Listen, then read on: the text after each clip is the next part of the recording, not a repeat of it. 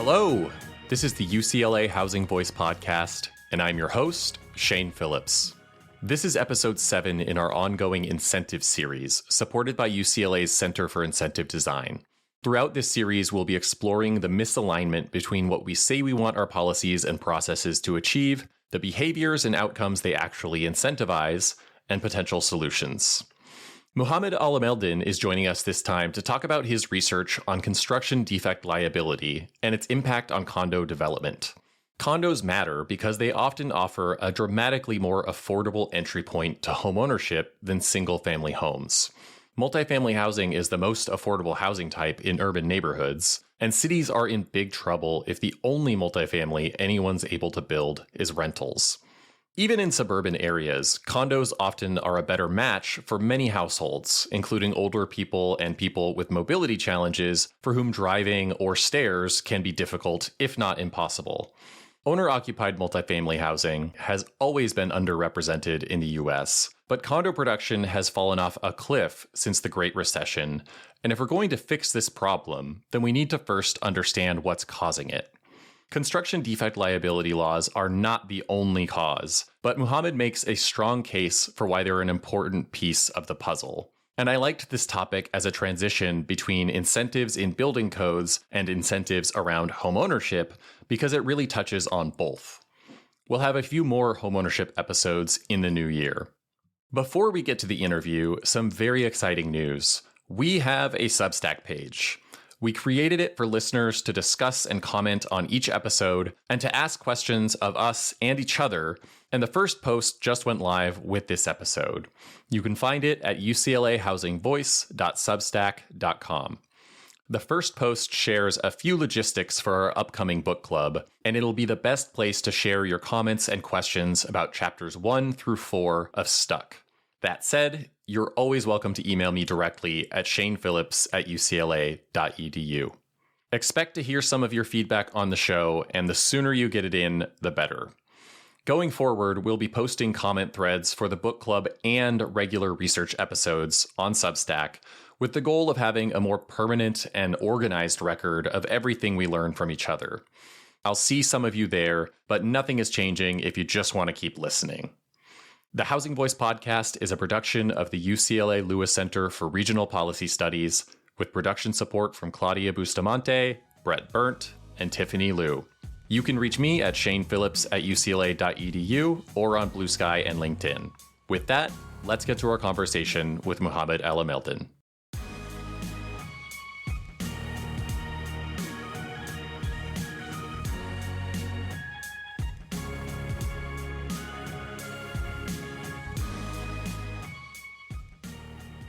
Mohammed Alameldin is Senior Policy Advisor at California YIMBY and a former researcher at the Turner Center for Housing Innovation, and he's with us today to talk about why we build so few condos in California and in much of the U.S. Mohammed, thanks for joining us, and welcome to the Housing Voice podcast. Thank you for having me, Shane. Big fan. Excited to dig into this with you in a little bit. And we have a special guest co-host today, Minji Kim. Minji, you are a former guest very early in the podcast, episode 8. You're also a UCLA professor now, and you were not at the time that we recorded that episode. So maybe you can tell us a little bit about what you've been up to and why we're having you co-host on this episode specifically. Right. Well, thank you, Shane, for inviting me to co-host. I'm super excited and also feel very lucky that I was one of the early ones to record this podcast because given the lineup, I don't think I would have gotten the invitation at this point. So thank you for Not true, but continue. for invitation and for this opportunity. So yes, you're right that I wasn't at UCLA at the time of the recording. I was with Florida State University. And then since July of last year, I joined the UCLA Urban Planning Department as an assistant professor in urban design and real estate development. Ever since joining, I've been mostly wrapping up projects, research projects that I have in Florida context, but also picking up some additional sort of design and, especially like fire recovery related work in LA, which is still going on and is very new to me and exciting.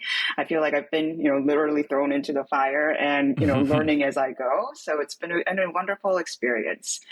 What brings me to this particular episode and this podcast is that being at FSU, that in 2021, there was the Surfside condo collapse incident or accident that happened. Mm-hmm. And that really sparked intense debates over condo regulation. And so I had some exposure and familiarity with the condo regulation in Florida. So that's one angle. Beyond, of course, condo being more of an affordable form of homeownership. But more personally, I am personally on the market to buy a condo in the LA region. So I'm also I was excited to learn about the California condo laws and, what would increase the production of affordable condos. So I'm interested and I'm here both personally and professionally. So yeah, very, very excited for this conversation. Well, thank you again for joining us to co-host. Muhammad, before we get into the research, we always ask our guests to give us a tour of somewhere that they know, somewhere they've lived and want to share with our audience. This can be from a sort of housing urbanist perspective or just some restaurants and a cool street that you really like. Take it how you will, but where do you want to take us? I'm from Stockton, California. If you ever read the book Happy City, they go in depth of how the urban planning in Stockton was terrible and has led to the city being the epicenter of the foreclosure crisis in 2008. Mm-hmm. And, growing during that time and seeing how housing impacts everything, right? Like family structures, education, you name it. Housing is such a big determinant on people's health and wealth. And the reason why I ended up researching construction defect and condos in general is, I finally, like you, Minji, I was thinking about, I could own a condo one day, and that would be awesome. And I was looking at this condo complex that I wish I bought into when interest rates were low, that I wasn't able to buy into because there was ongoing litigation. And no one was really able to sell, and few banks would lend for people to buy condos there, which made me miss my opportunity to be a homeowner. But it's okay. I am subleasing a rent-controlled unit in Oakland right now that I enjoy. And yeah, just the housing journey, every part of my life has led to my passion to pursue housing research and housing policy. Yeah, I think that's a common type of story where some specific personal event brings you to it, and then it kind of you fall down the rabbit hole and become interested in all the other things that had nothing to do with your initial interest, but it just snowballs. So our series on misaligned incentives is continuing here. Thank you again to the Center for Incentive Design for supporting this series. And this week we're pivoting to a new kind of overarching topic in this series. The last several episodes were about problems with our building codes, but more broadly, they were about how siloed agencies and institutions often lack the incentives to worry about issues that are outside their purviews. So we talked about how the US code update process often fails to estimate the cost of code changes in terms of affordability, livability, sustainability, things like that. And it even fails to estimate the impacts on health and safety, really, despite that being the motivation behind many of these code updates. The result is building codes that require unnecessarily expensive, often poorly designed multifamily housing, so we end up producing more low-density sprawl instead. That undermines health and safety by forcing people into longer car commutes, into more polluted communities, and into buildings where safe and accessible elevators are not provided, among other problems. Even more than the effects on affordability, which we spent a lot of time on, of course, my biggest takeaway from those episodes really is that by requiring more stairs and larger elevators and other things, all in the name of safety, we're almost certainly killing more people than we save, probably by orders of magnitude. That is not a conclusion I had in mind at the start of the series, but here we are. Our conversation with Muhammad will be the first of several episodes on misaligned incentives in home ownership. We're going to be exploring how policies that are nominally for homeowners' benefit may be making their lives harder, making it more difficult to become a homeowner, or even closing the door on homeownership altogether, which I guess is really just what we heard from you, Muhammad. We're talking about a report written while Muhammad was working for our UC friends to the north, Berkeley's Turner Center. It's co-authored with Sarah Karlinski and is titled Construction Defect Liability in California, How Reform Could Increase Affordable Homeownership Opportunities. The fundamental problem that you're tackling in this study is that California, like most places in the US, builds very few condos as a share of its multifamily housing production.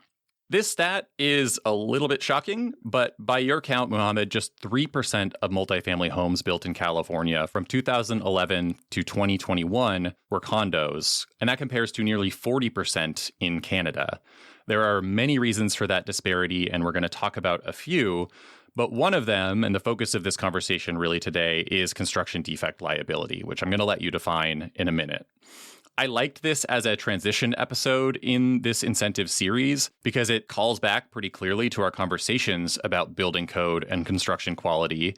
And it's yet another example of subjecting multifamily housing to very different standards than single family, which we talked about with Jesse Zwick in particular.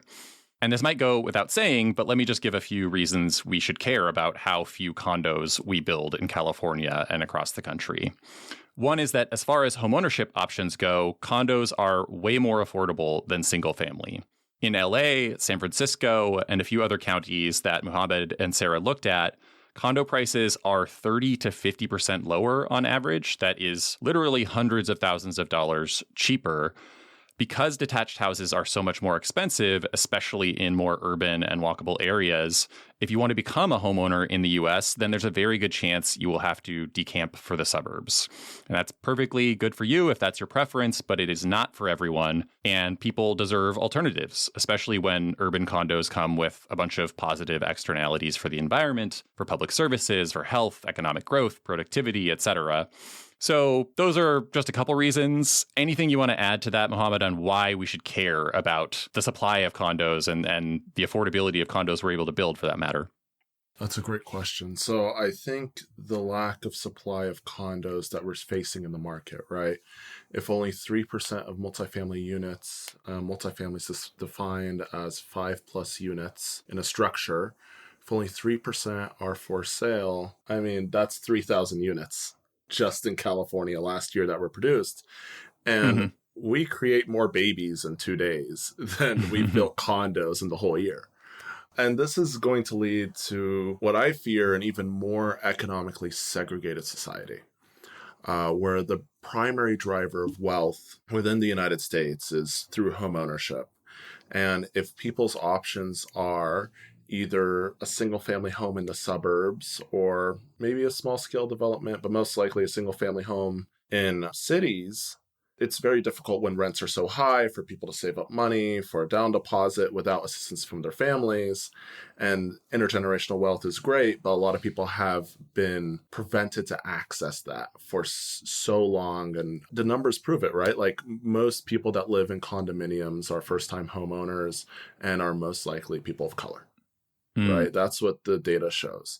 And you could read this report by the Turner Center, which is the homeownership ladder, which really defines how people become homeowners and how homeownership allows them to build themselves economically over a period of time.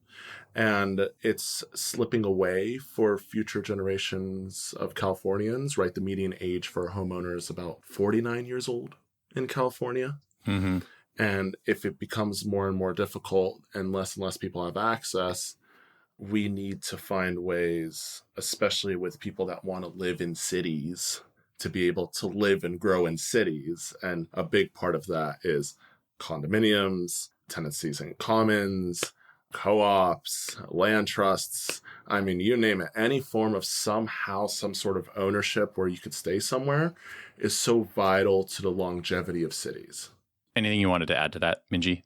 Well, I do want to add that I feel so seen in this conversation. This is exactly me that you both are describing. The listeners can't see my face, but I'm smiling, and because I feel so seen. Suburbs are not for me, and I love the walking environment, the urban environment. I want to stay here. I want to raise my family here.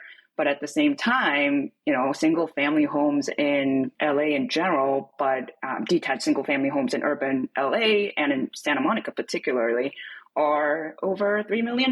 And it is absolutely out of access for me. So I feel seen. So, Mohammed, Tell us now about construction defect liability. I think it would be helpful maybe to start with like a 30 to 60-second explanation of what it is and why it makes building condos more unappealing here, more expensive here. And then maybe we can take a step back and walk through some of the laws and court decisions that got us to where we're at today. Yeah, definitely. So human beings have lived in cities for a long time, right? And you would think that in the last 3,000 to 5,000 years, we had something like condominiums.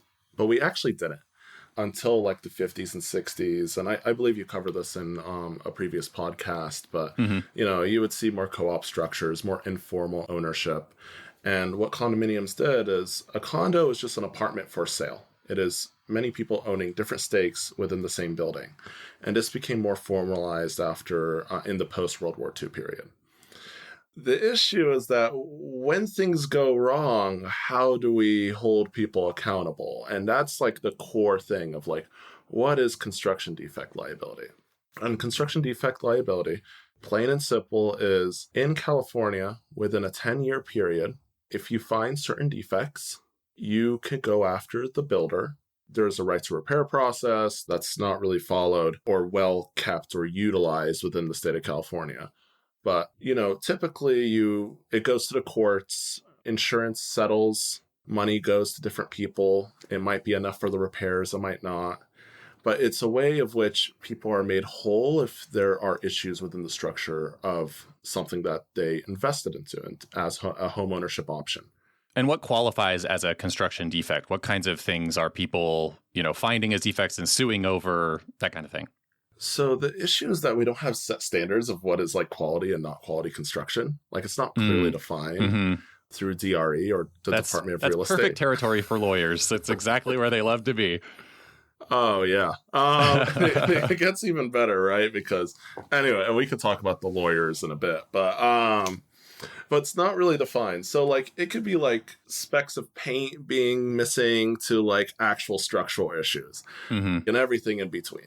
So like nail pops near the door frame, which are really common, or it could be severe stuff like you have severe water damage or you have like leaky windows.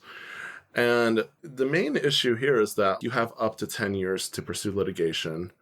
And we could talk about how construction defect affects all types of housing, but why it impacts condos mostly. But, you bring a whole bunch of people together for a lawsuit and litigation takes years. And a lot of the times when a settlement is reached, it's declined so they could hopefully get more through the courts. And through the system where, a building, if you have a leaky window and you're not able to fix it for 3 years because you're dealing with litigation after a 10-year warranty period, the defects get worse. Right, Water has leaked into the home. And sometimes the homeowners aren't made whole. So really construction defect is like, it is a system to hold people accountable if there are issues with the original construction of a unit. Right. And specifically to hold the developer, the contractor, or maybe the architects responsible. Architects, engineers, subcontractors, everyone. Yeah. And it takes so many people to build a building. And sometimes it's kind of unfair on like who is actually held at the stake for defects to happen in construction. Because like maybe the subcontractor doesn't know. Like they did something with the window and they didn't know. But they find out like 13 years later that this was the wrong way to do this. And it's like, oh no, I've built hundreds of units that had the same exact issue. And now I'm learning how to mitigate that. Yeah. And so, it's this really delayed feedback loop of how to improve quality in construction. And can you tell us a little bit of the history of how we got here? Because you walk through this in the report, but it sounds like this started around the 70s or 80s when there was a lot of really shoddy construction happening. And, there were some court cases, there was some laws. We're just going to focus on California here, but I think the story is actually pretty similar in many states. But how did we get to this point? So what's really important is that through the time of which condos are being built and warranty systems are being established, the courts, they're hearing a whole bunch of cases on a whole bunch of issues before we had statute, which is later SB 800 in 2002. It was really up to the courts to decide, like, what does the warranty system look like? And for a time in California's history, it was sort of seen as like a used car. Like you buy a used car, buyer beware. Mm-hmm. You buy a used condo or you buy a condo, buyer beware. Whatever issues happen, it's your fault. Like you should have known better. Mm-hmm. And the courts later and the legislature said, well, that's not really fair. Like construction of homes, people don't really, it's much more complex than you would assume. And the state legislature passed in 1995 like a pre-litigation and dispute resolution when confronting construction defect called the Calderon process. And the Calderon process worked pretty well, I would say, because when we're looking at the construction before the implementation of SB 800, like we saw a lot of condominiums being built, the reduction in condominium construction is not only because of construction defect liability, but it is a major factor. Mm-hmm. So the Calderon process existed, right? And then the California Supreme Court said homeowners do not have the right to sue for construction defects, had it not yet caused actual damage to other properties or parts of the home. And that was huge, right? Because what happened is that like the whole system was overturned. You know, it was very hazy. Like, what can you sue when it comes to condo construction? What's happening? And there was a reduction in buyers' trust when it came to condominiums, because it's like, if something goes wrong, who is held accountable for this construction? And at the same time, Canada was dealing with something called the leaky condo problem, which is Canadian designers really liked what we did in California when it came to designing buildings, and it wasn't meant for the landscape of Canada, and you're just having these giant leaks in these giant condominiums. And it's interesting because around the same time, Canada pursued a system led by its first like democratic socialist government that focused on condo deposits and construction defect litigation. And California pursued its own, which is through the Right to Repair Act and the system that we see now in SB 800. And as a person that pushes for policy, whenever we pass a law, we wait a few years and we revisit it and we try to fix it and make it better. California was dealing with the Great Recession and had other things to worry about. And we created this process for construction defect, and there wasn't an academic paper in 20 plus years re-examining its effects on the market. Mm-hmm. And that's what kind of led to the study where we found substantial evidence that one of the causes of the reduction of condominium construction in California is due to pending litigation. And we've created a system where any building, it's not if, it's when, will deal with construction defect litigation. Mm-hmm. And the whole building industry is scared to build condos in the California market. Yeah, I think that's an important point, that construction defect liability is important in part because every condo building is getting sued at that 10-year point. You know, I don't know if that's literally true, but it is functionally true. And so if every project is facing this threat and there's a lot of ambiguity about how costly it's going to be, you know, you have to ensure that upfront, essentially, as I understand it, as a developer. And that's going to increase the cost of development and just, you know, uncertainty more broadly. We'll get more into that, but you brought up the Right to Repair Act, which is a 2002 state law that was shortly on the heels of that California Supreme Court decision where they said you basically can't sue over this stuff. Can you explain what the Right to Repair Act did, or intended to do at least? The Right to Repair Act was, you find problems within your home? The developer must come in and address those issues and repair. But when people pursue litigation, they're in hopes of pursuing a settlement. And what happens is that the builder will come into the home and the homeowner doesn't say anything. They don't say what are the problems in the home. They don't disclose any information. And they're taught this by their attorneys. So the developer isn't able to do any repairs on the housing unit. So then they could pursue litigation. Mm-hmm. And it happens over and over again. It's like there isn't a clear-cut process of these are the things that need to be repaired. Please repair them so we don't pursue litigation. It's more like, do not disclose anything you don't have to disclose. We will pursue litigation, because plaintiff attorneys, so people that are pursuing this sort of litigation, They operate on spec, which means that they get a percentage of basically the settlement when it's determined. Mm-hmm. The percentage of the settlement or what the court determines what must be the settlement for that construction or for the defects. It's like on contingency, right? Like you're not gonna charge the HOA anything for the lawsuit, but if you win and you're gonna win something, then you're gonna get a share, probably a pretty large share of that settlement. 30 to 40%. And the HOA cannot deny pursuing the lawsuit because they are held to a legal standard that if someone comes and says, hey, I could sue for these defects for you, and the HOA says no, then they are held accountable for not pursuing litigation. And these HOA boards are like groups of, they're just like residents. Like they're not lawyers. A lot of them aren't lawyers. Like they don't know. They don't want to fight it. They're like, you're saying that you could get us a whole bunch of money for these problems that we find in the building? Yeah, go for it. I don't want to be held liable for anything. And so we've created a system where litigation is just part of the process. I was actually baffled by that clause, even if there was no actual property damage. Like, what does that mean in practice? So it could be something that could predict to cause damages in the future, right? Like maybe the windows aren't lined as accurately as they should be or sealed as well as they should be. Maybe there's some issues in the foundation. Maybe there's some cracks in the sidewalks near the construction. So that could lead to questions when it comes to the foundation, sort of like that. Okay, well, thank you for explaining, because that was just baffling to me. I think the other point that you were going to get to in the end was the reason why condos are disproportionately affected, have been disproportionately affected by the 2002 Right to Repair Act. Because if my understanding is correct, the act actually applies to all new housing construction, right?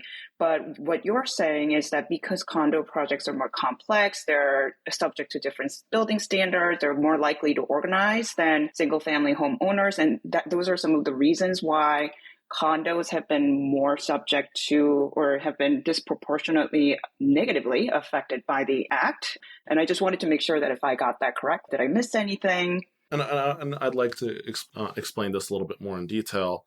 So when a single family home is built, there's an HOA, there might not be an HOA. It's just a clear subdivision where many homes are built. And number one, easiest thing to build by far. Building a single family home, as you know, through the building codes, through financing, through zoning. I mean, the labor standards that you have, it's not going to be union labor. It's like the most cost-effective thing to build. And it leads to the most profit, which it's very important when people build missing middle housing, duplexes, 10plexes. It's like if people make more money building a single family home, they're going to build a single family home, right? It's those incentives. When it comes to construction defect liability, someone builds the single family home, you don't have 100 homeowners that are upset, that are organized within an HOA or a centralized system to reach everyone, right? It's only one homeowner, then maybe another one, and then maybe another one.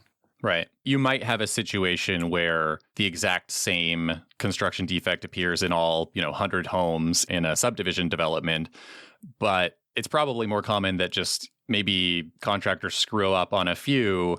And you compare that to a condo where if you screw up some key electrical system, the foundation, whatever, that's actually affecting the whole building in a much more dramatic way. So just like the cost of these defects can be much greater in addition to already having this kind of like built-in organization. Exactly.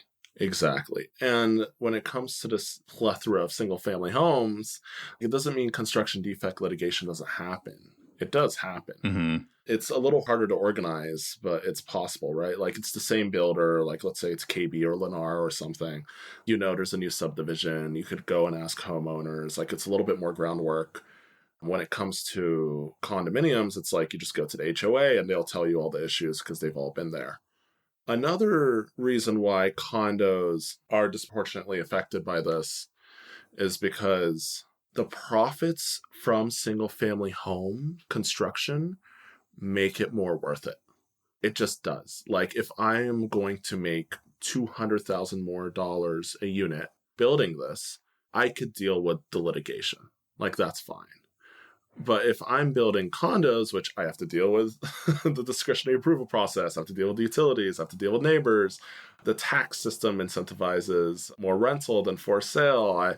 More complex building codes. I'm going to deal with the union. So there's so much more that you have to do if you're going to build a for sale product in a city than even a rental, which a rental has it has a lot of issues. That's what a lot of reforms are focused on. But if you're going to build for home ownership, like you might in LA, have to widen the street, right? Like a rental units don't have to widen streets in LA, but for sale units do in municipalities in LA. The offsite improvements when it comes to upgrading all the lighting on the street, which you don't have to do as a rental. Like there's just all these things that eat up this incentive for builders to want to build for sale. They just opt for rentals. And reflecting from Florida's, my understanding of Florida's condo market, I think the issue with the Surfside building and some of the older condo buildings in Florida was the collective action problem that is perpetual in any condo building, right? So property owners could defer, I guess, the upkeep and the repair of condo buildings and thus lead more to construction defects as opposed to rental buildings are professionally managed. The repairs do get addressed in time. So that could also explain some of the discrepancy between multifamily ownership versus rental buildings. Yes. And Florida is interesting because their HOA reserve system was so terrible when they had this condo boom compared to California's. You could say a lot about California, but the HOA structures and how money is reserved and how buildings are maintained is held at such a higher standard. Everybody looks at Florida and they say, oh, this is why we can't reform construction defect liability because we're going to end up like Florida. And it's like, no, Hawaii has a great system as well. That might be changing. Canada, British Columbia, or Ontario have great systems as well. Actually, the whole world has a very established system of how to pursue warranties when it comes to new home construction, when it comes to for sale multifamily. But we refuse to look at those systems that have already been established because we think that we have the best solution, we have the best consumer protections. And it's kind of biting us in the ass. We're not building new condos in California, and it's going to have huge societal effects. And we could look at Australia, we could look at Singapore, we could look at and we could learn from other places, but we just refuse to. Yeah, this idea that, we can do it better and we're not going to learn from other countries that are already doing pretty well on things that we are not is pretty pervasive. And again, a common theme from the last few episodes talking about building codes as well. I can't remember, Mohammed, if your report gave any specific numbers on this. I don't think it did, but I've heard that insuring a condo project against this liability can add 1% to 2% to development costs, give or take. I know every little bit counts, and developers are not just considering whether or not a condo project will pencil out financially, but also whether they'll earn a bigger profit from building apartments or single-family homes instead. But even so, 1% to 2% does not sound like that much for how much attention I feel like construction defect liability reform gets. So what am I missing in that evaluation or in that assessment? Jumping in here with a post-interview addendum, we recorded this conversation a few months ago before a new Turner Center report was published comparing the costs of construction defect liability for multifamily condo and rental projects built in California. They estimate that liability insurance and related costs can add anywhere between 1.9 and 4.4% of hard costs. And hard costs, which are materials and labor, account for well over half of total project costs. For a typical development in Los Angeles, that works out to between $8,000 and $18,000 per unit. We've added a link to the report in our show notes. Back to the interview. That's a future paper that I hope gets published soon, is where we look into the financial analyses. But 1% to 2%, it's just a line on a pro forma spreadsheet, and it's a very macro analysis. But when you dig into the details, what we see is that architects and engineers have to have a much different insurance coverage for sale units versus rentals. And ask any architect, ask any engineer, hey, do you build for sale? And most of them will say, no, I'm not risking that. and that's too expensive for me to maintain for my practice. Mm-hmm. And so you lose a lot of practitioners within the industry. And presumably the ones who are doing the work are going to charge a premium, which is going to carry through the whole project. Exactly. So that 1% to 2% is just like the increased cost to insurance. And that could go up to like 5% of a construction project when it comes to hard costs, which isn't a small number, right? Like impact fees could be like 1% to 3% of construction costs sometimes, maybe even more, but it's seen as a barrier because of financial feasibility. Same thing with construction defect. The biggest demotivator is litigation. General contractors will not purchase this insurance and will not deal with this product because they do not want to be called in 10 years later to sit in a courtroom for 2 years or more. And subcontractors, it's the same thing. And subcontractors, they already lack worker protections in general, but now they might be financially liable for defects that they may have caused in the past. Like there's this thing called indemnity clauses within contracts between GCs and subcontractors, and it transfers a significant financial risk from GCs to subcontractors for the financial payout if insurance doesn't cover enough. So even if you're a general contractor and you're trying to protect yourself with a contract, it goes to the subs, and the subs have way less money and they're not going to deal with this either. So the whole litigation system when it comes to construction defect is the biggest demotivator to wanting to build a for sale product when you could build a rental product. And your construction warranty for a rental is 4 years. Right, which is, it does not make any sense why it would be different, but here we are. Yeah. And you have on-site maintenance and you're watching over the building constantly so you know if there's any defects that arise. Yeah. There's again, this is an incentive problem to some extent where if you are a homeowner in a condo, member of an HOA, and you observe these defects and, you're going to wait until the end of that 10-year period and then just put everything on the list and sue for as much as you possibly can or get the largest possible settlement. But you've, potentially put up with some inconveniences. Maybe the damage or defects you've observed during that time have gotten worse because you haven't fixed them. These are things that, as the homeowner who's eventually going to profit from that settlement, you might be willing to put up with.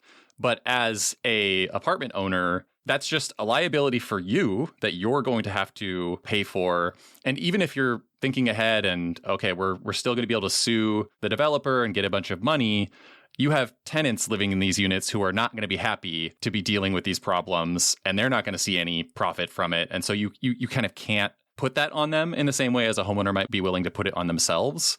So I think there's just much less incentive for a rental owner to let these problems fester for a new building.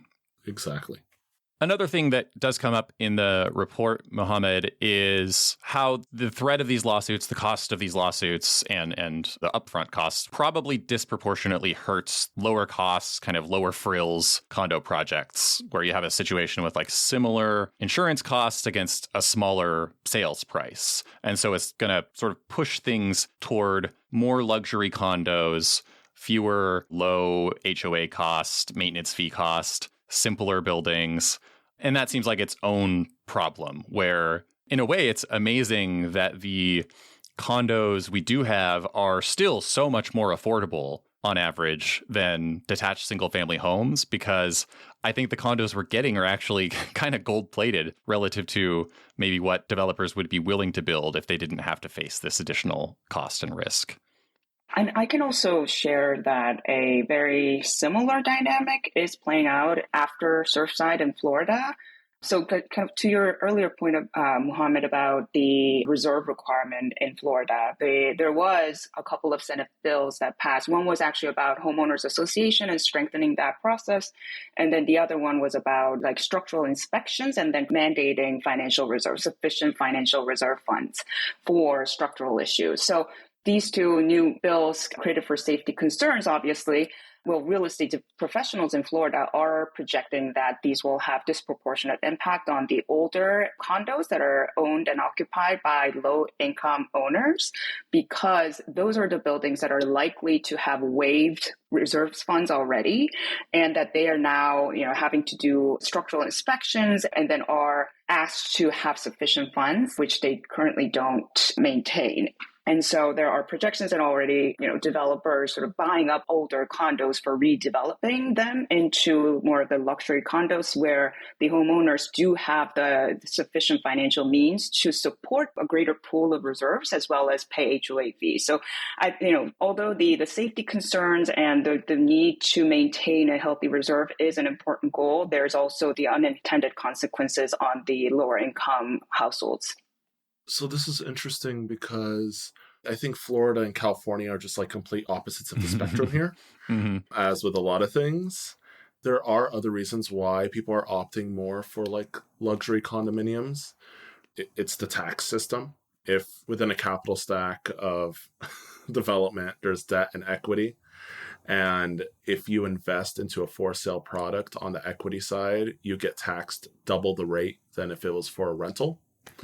So that means that you have to show double the returns on building a for sale product rather than a rental product. And this is due to some regulations with the CFPB around like 2012. So that's one reason why we're seeing like this shift to luxury condos. In Florida and California especially, the condominiums that are being built are going to be in like downtown San Francisco, downtown LA. The other point here is that the effects on lower income people when it comes to condominium construction is really interesting because Florida has the exact opposite problem, where in California, in a healthy condo market, there would be this sort of like not as high of an appreciation for older condominiums, especially when HOA dues go up to maintain the structure, right? And the new condos that come in might have a higher price point, but a lower HOA. So you have this healthy market of which like people are purchasing condos, people are selling condos, there's condos available. But in California now, you will have high housing prices because we haven't been building condos and we haven't been building a lot of housing units, and a high HOA. And then that prevents lower to moderate income people that want to be homeowners into purchasing entry-level homeownership options. I think these two extremes can meet somewhere in the middle. I know I'm complaining about the construction defect system, but I do think homeowners deserve like protections and rights, right? But not at the detriment of condominium construction. And we can't do Florida where it's like we're going to build a whole bunch of condos by not having a lot of regulations. Not just construction defect, but on pretty much everything. I mean, no inspectors when it comes to structural. Anyway, like that was wild. There is a happy medium, and that's why we did this multi-state analysis. And my personal recommendation is what they have in Hawaii. Yeah, and we will get to that. But before we do, one other thing that stood out to me in your report is how many condos were being built in California before the Great Recession and how little they've recovered since then. San Diego County in particular stands out with about 7,000 condo starts in both 2005 and 2006, which is about 4 times as many new units per capita as LA and Orange County were building in those years. But since 2008, San Diego hasn't started even 1,000 units in any year. That's from 7,000 in its peak years before the Great Recession. It's just seen a huge decline with no sign of recovery, and it's not all that unique in California in that respect. Obviously, there were a lot of things going on before the housing crash in 2007, 2008. But what's the story you tell yourself about that shift? I don't think the construction defect liability regulations were all that different back then. You know, the last one, the last big one anyway, passed in 2002. And that suggests to me that this is not the main culprit behind California's really abysmal condo construction numbers. So what's your thought on that? Or what else do you think is going on here? So the interesting thing here is that you could look at the construction numbers and you're looking and you're like, well, condo construction didn't reduce from 2002. So it can't be construction defect. But construction defect litigation happens around year 8. Mm-hmm. So it passed 2002. So the numbers in 2010 reflect really early on what's going on in the condo market. And then a later time, you're going to see like, what are the long-term effects of the law? And it was probably many of the developers in 2002, 3, 4 knew about the Right to Repair Act and thought like, oh, this problem seems to be solved. And so we can go forward and build. And it wasn't until the 10 years starts coming up, which, I mean, you say around 2010, but projects that are being built in, we're looking at housing starts in 2002, 3, 4, Right. 5. They're not going to be done for several years after that. So we're talking a lot of these are not going to really start to see the problems until, or at least, get the letter about the lawsuit until 2014, 15, 17. So this is a more recent issue in some ways. Yeah, definitely. And the elephant in the room is the Great Recession. We had the Great Recession in the middle. I'm sure you started your construction in 2002, you completed in 2007, and then boom, the housing crash. And a lot of people just a lot of general contractors just decided to retire. A lot of people just lost their shirts during the whole Great Recession. Home building it never came back since then. Mm-hmm. There isn't the same amount of companies. I mean, I wish I had better data. And that's the big thing, is better data. Because the amount of small builders in the US, according to Zonda, reduced by 80% between now and 2006. So there's an 80% reduction of the amount of small builders across the country. And small builders become medium-sized builders that become bigger builders that build condo projects. So across the board, there's just a reduction in the construction market. I do think that a major contributor of why we're not seeing condos being developed is construction defect liability. This is based on the interviews that we conducted on this paper. It's shown through the quant data because we're still seeing rentals being built in California. Mm-hmm. But, right, why aren't there more condominiums? And we've seen Canada's market really come back after the Great Recession. Right. And it's mostly for sale. So, I do think it's a major contributing factor. I was thinking exactly the same thing when I was reading through the report, that the Right to Repair Act, which seemed to have had most impact on condo construction, was already signed into law in 2002, but then we still see an increase in condo construction before the Great Recession. So I was wondering, is it really the reason why condo construction plummeted? But Mohammed, having heard your explanation, it makes a lot more sense now that, having understanding of the time lag it takes between, construction starts and the litigations that actually materialize during and after the Great Recession. But I do think that there's also the point that you just mentioned that's really important. And sorry, so earlier you did mention the tax policy favoring rental projects, which is also another reason, Mm-hmm. partially explaining the lack of preference towards rental products. But I do think that what you mentioned just now about the lack of small builders and how that associates with condo construction is also a very interesting angle to look at.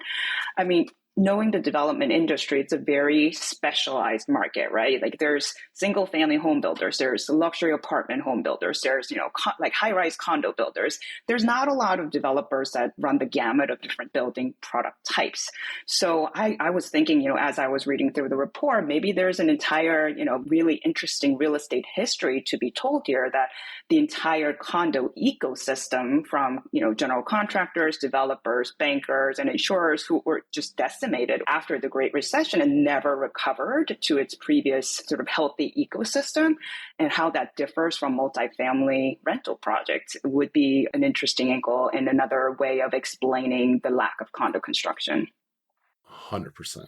Yeah. And I don't think anyone's saying that construction defect liability is the only problem here. It's a contributor. I think one interesting thing about it in particular, though, is that it's something where every state's kind of doing its own thing, and there's a wide range of approaches you can take. And correspondingly, there's a wide range of success and failure on how many condos are being built in different places and at what price points. So, for local and state jurisdictions, I think the fact that they actually have control over this in a way that, federal tax policy, that's just not something that state officials can do on their own. This is something that we can do. And as you said, Mohammed, I think the impact of it is bigger than most of us appreciate, or you can even really tell from looking at just the pro forma for a project. I know we're running out of time here, so I want to move on and really talk about solutions here, because we want that to be an emphasis in this incentive series in particular. In your report, for inspiration, you look at Canada and at 4 other U.S. states: Minnesota, Utah, New Jersey, and Hawaii. What are the main lessons you draw from these places? I think it might be helpful to start in Minnesota because their solution seems the simplest in some ways. Probably not enough to solve the problem all on its own, but maybe a good starting point. Then we can get into some of the more interventionist programs you find in New Jersey and Canada in particular, which seem to really tackle some of the bad incentives and market failure issues that we're seeing. So this is what's interesting. I wish I could rewrite the recommendations of this paper because the more we look at it, the more I'm learning, right? Because people have been calling me. I've been working with more lawyers. I've been more insurance adjusters. I've learned so much. And like, there are some simple things that we saw Minnesota do, which is, like adjusting the timelines of when certain things could be litigated and making the major construction defects at the end of a 10-year period and having a period of mediation. We see like the tail end of how long it takes to see how many construction starts happen due to this change in the defect system is telling. We haven't seen that much change in Minnesota. So the comparative analysis here is like, who is actually trying to address this issue and what have they pursued? And then what have the results been in terms of production? You passed a law, but did it actually result in more condo construction? Exactly. And right, like Minnesota, we weren't able to really see those numbers. Utah just went more towards the lane of Florida, where it's like lower years of statute of which you could pursue litigation to like 6 years. There's no right to repair law. If you buy a used product, it's on your due diligence. Like, these are just more extreme reforms from Utah. New Jersey has a warranty system, which is very similar to Canada, where when you produce new construction, every developer puts this money into a pool.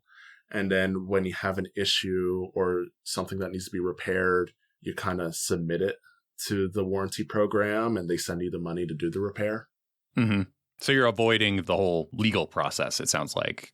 Yes. You're not suing someone, and that seems on its own to be a big deal. On its face, it does not seem obvious that going through some kind of formal program or arbitration as opposed to a lawsuit would make a big difference, but I kind of gather it really does.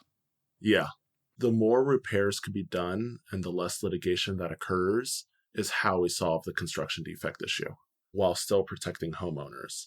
And my main critique of my own previous paper is that we should have looked at more ways of which we could prevent litigation.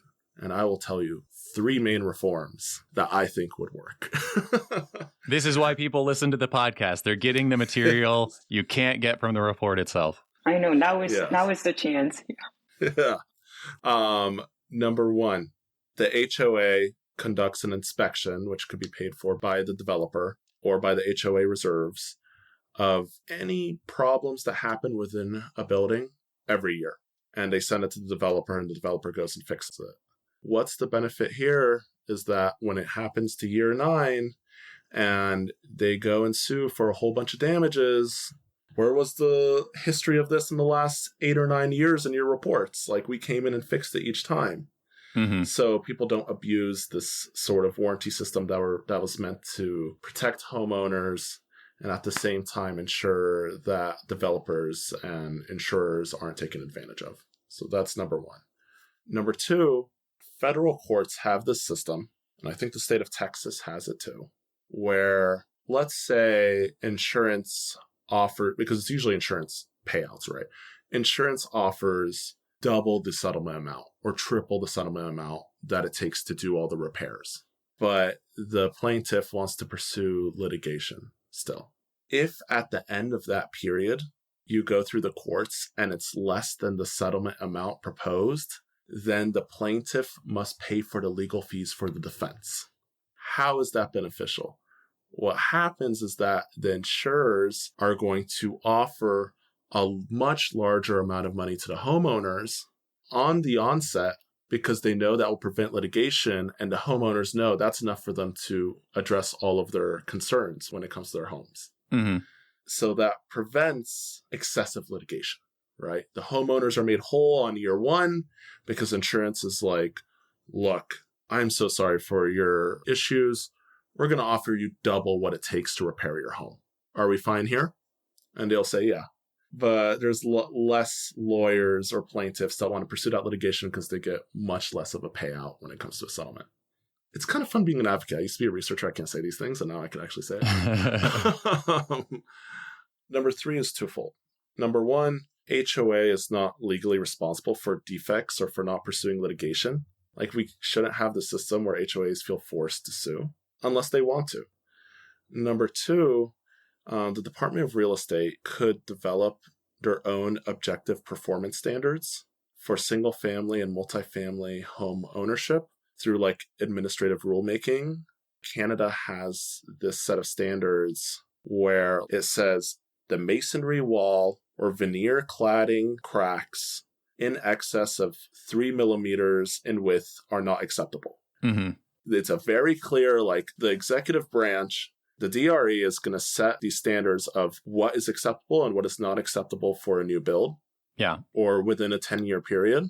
And that leads to much less of like the back and forth where both sides bring in like some random expert to back their case. Like, we have clear standards of what's acceptable, what's not. And that's really helped Canada's version. And that doesn't require litigation. It just requires DRE to empower themselves through objective performance standards. Yeah. Rather than having people basically just argue over whether, 4 millimeters qualifies as a defect or 3 or 2, there's some right answer to some extent, but none of the parties involved in that debate are actually incentivized to come to the right answer. They want the answer that favors them. Again, this comes back to some of the conversations from our earlier episodes, because we talked a lot about how, the International Code Council here in the US is this volunteer organization. The decisions are all voted on by public officials who just kind of go along with the recommendations of industry and actual, fire departments and so forth. And in Europe, they actually just have professional government employees who research and write the code based on estimates of cost and benefits and balancing concerns about affordability and livability and so on. It sounds like we could do something similar here. In fact, if we had a better building code, we might have a better sense of what qualifies as a construction defect and not too. These two things are actually very closely related, I think. Oh, yeah, they are. One of my hobbies is the building codes. And it's like, we don't really check for quality and safety with building codes. It's totally vibe based. And it's based on random people putting in suggestions. And it's like, no, we have some of the best research institutions in the world. And we have some of the best thinkers. Like, I just think, I'm not going to go too much into the USA kind of thing. But I'm like, we have competent people that could do this stuff instead of whatever systems we established 100 years ago, right? Yeah. Well, and the International Code Council is like 30 years old, too. It's not even a long-standing organization. So I think we've probably covered enough on construction defect liability. But as you said, I know you've been thinking about this, talking to a lot of people about homeownership and condos over the past year or so since this report came out. We've touched on a few things, but tell us what else you think should be a priority, independent of construction defect liability reform. What else should we be doing at the local level, at the state level, at the federal level to build more condos, to reduce the cost of them, but still make sure that they're quality and that homeowners are not going to be taken advantage of? How to fix the condo market. You have 3 minutes. Yeah, I know, right? I do want to say one thing about construction defect. And by the way, the dirty word is condo defect. No one calls it condo defect. If you write something and you call it condo defect, I know you haven't actually read legislative text. It's construction defect. Okay. So let's put that out in the air. I'm happy you both have kept to that wordage. I was worried. I was not sure if I actually had, but I'm glad to hear I didn't screw up. I think you did. I'm pretty sure I used to call it condo defect in the past before I learned a little more. Yeah, it's my biggest pet peeve because it's like, okay, you have a group of like single family homes and maybe like 3 of them have this construction defect and they sue over the 100 homes, those same defects that are found in the same 3. Like, single family homes have an issue here too. Mm-hmm. And then I also wanted to say, I know this is just random. You could put this wherever you want. A lot of missing middle housing developers that build for sale ensure that HOAs are like very low and they're not well structured or banded together just to avoid the construction defect claims.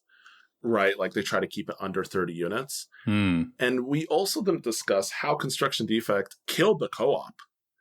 Like, you cannot build co-ops because even if the people that want to establish a co-op go to a GC and say, hey, we want a new co-op, we want to build a co-op, they deal with the same construction defect litigation. The GC, the subcontractors, the co-op owners, because they're seen as a developer. So if you think, why are there not new co-ops in California or not rising as often as I can imagine? Or why are community land trusts mostly like single family homes and not multifamily when it's new construction? It all goes back to construction defect liability.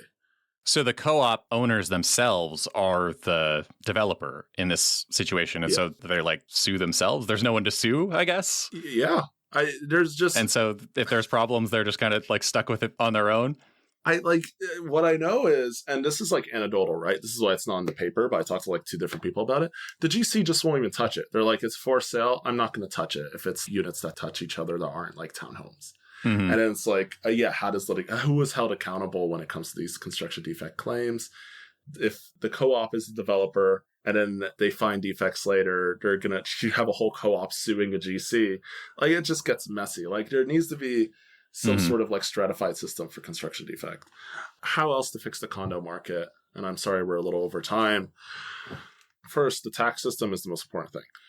There was this push in the big, beautiful bill to reform the tax system for sale units, where if you're investing into for sale, instead of getting taxed at ordinary income, you're taxed at capital gains, which is what happens when you invest in rentals. You invest in rentals, the rental's held for a year, you get taxed at capital gains. That's like a 20% difference. It really messes up with the pro forma numbers.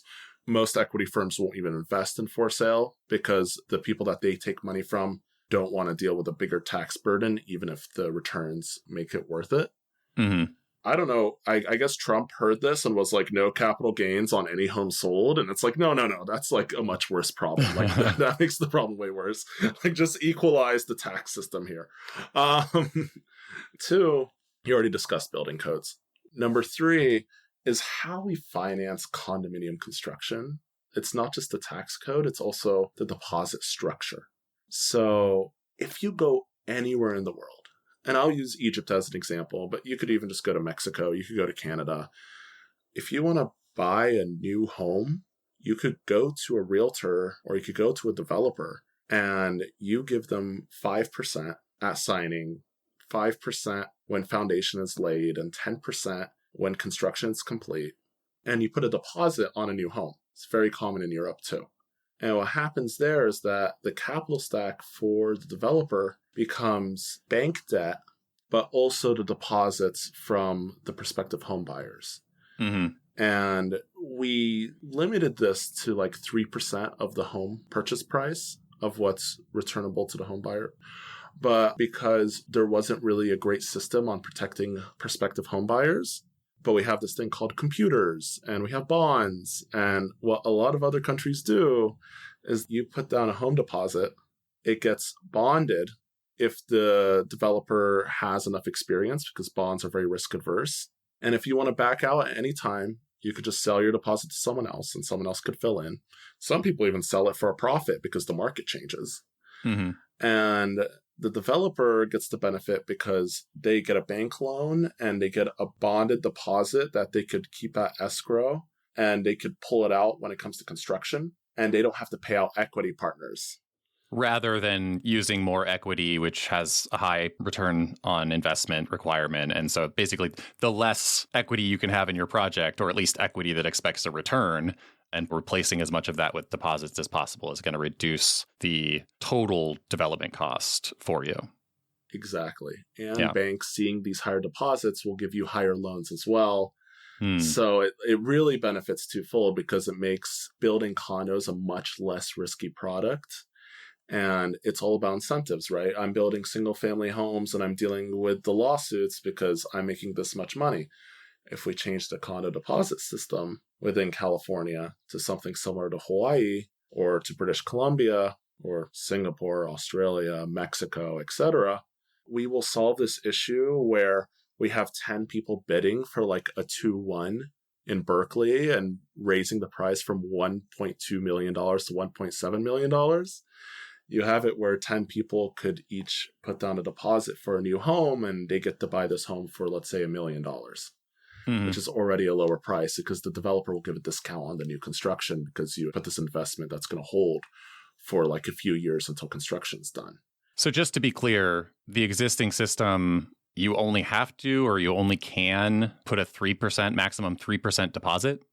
Yes, that's the amount that's non-returnable. Okay. So the issue is that people could put down 3% and they're like, I don't need it. It's a small enough amount that you can walk away, and now the developer has no one in line to buy this unit. And that's a real problem. Yeah, the buyer doesn't have skin in the game. And financial institutions like banks will be like, it's only a 3% deposit. Why would we invest more into this?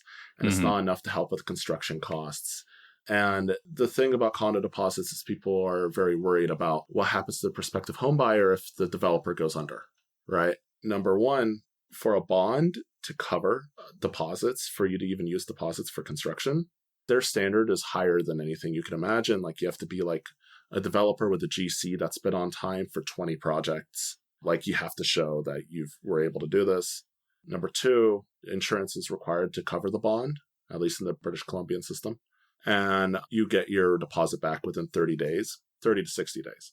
Number three, as an added protection, you have an agreement with the developer on the timeline of when this is complete. And if that agreement is breached or delayed, you could ask for your money at any point. And the insurance will pay you out that money.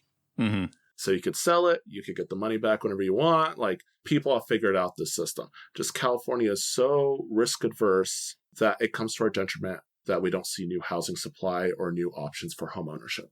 Yeah. And I think it's like condo deposits are the investment for new homes, and construction defect liability is the protections of these new homes later. And those are the two main reforms that California could tackle next year.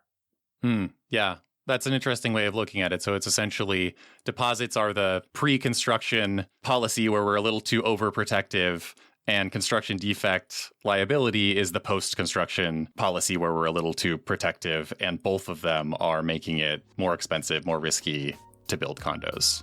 Exactly. I like that as a closing point. So, Mohammed Alameldin, thank you for joining us on the Housing Voice podcast. No, thank you so much, Shane and Minji, for having me. And it was great meeting you, Minji. And Minji Kim, thank you for coming on the Housing Voice podcast again as a co-host. Thank you so much. I really enjoyed the conversation, and thank you, Mohammed, for contributing your research to the Housing Voice podcast. You can find our show notes and a transcript of the episode on our website, lewis.ucla.edu. You can talk with us and other listeners at uclahousingvoice.substack.com. The UCLA Lewis Center is on the socials, and I'm on Blue Sky and LinkedIn at Shane D. Phillips. Thanks for listening. We'll see you next time.